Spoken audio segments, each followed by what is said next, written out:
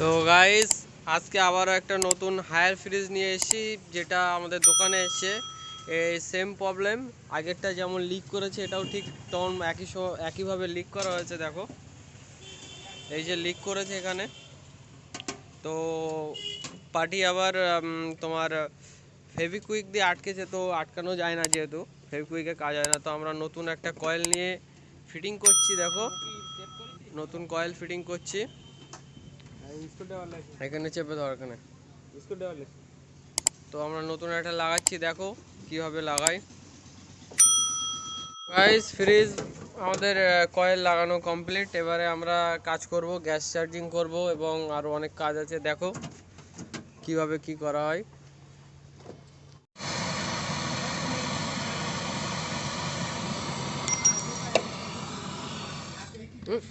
বন্ধ করো কেন? একবার লিখে দেবো, স্টিক লাগবে তো, তাহলে আর মানে স্টিক দে। তো আমরা গ্যাসে রিফিল করছি এখান দিয়ে গ্যাস দেওয়ার জন্য। এটা না লাগালে আমরা গ্যাস দিতে পারবো না।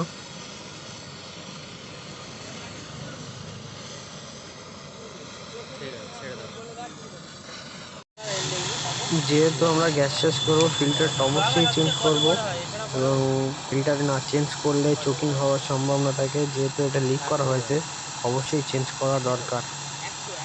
নতুন একটা ফিল্টার লাগাচ্ছি।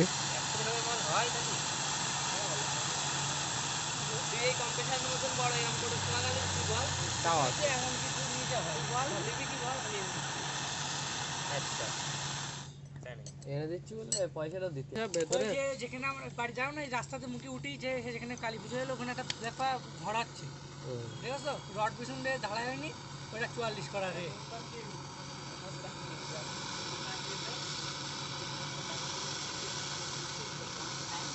বুঝলো, 44 করে রেখে রড ফেলে রড করে কিন্তু ঢালাই করতে পারি। প্লাস্টিক করতে হবে না, নতুন কাজ করতে দেখতে হবে। হয়তো ভাবছো যে স্টিকের সাথে সাদা সাদা গুলো কি, তো বলে রাখি এটা হচ্ছে সোয়াগা বলে। এবং কপার টু লোহা ঝালাই করতে গেলে সোয়াগা না হলে ঝালাই ধরবে না কখনোই।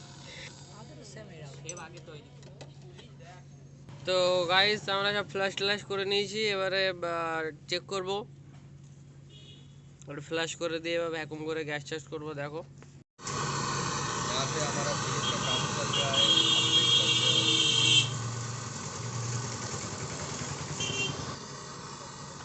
ये आलू मिस्त्री ने निकाल दिया, तो पीछे के कपड़ा ये कापड़ कापड़ धोड़े के कापड़ धोड़े के ढलाई कर रहा है।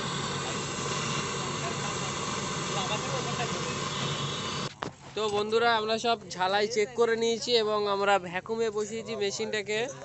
তো মেশিন যদি ভালো করে ভ্যাকুম না করা হয়, মেশিনে কিন্তু ঠান্ডা হবে না। সবসময় যখনই কাজ করাবেন, যে মিস্ত্রি দিয়ে আগে ভালো করে ভ্যাকুম করাবেন সুন্দরভাবে।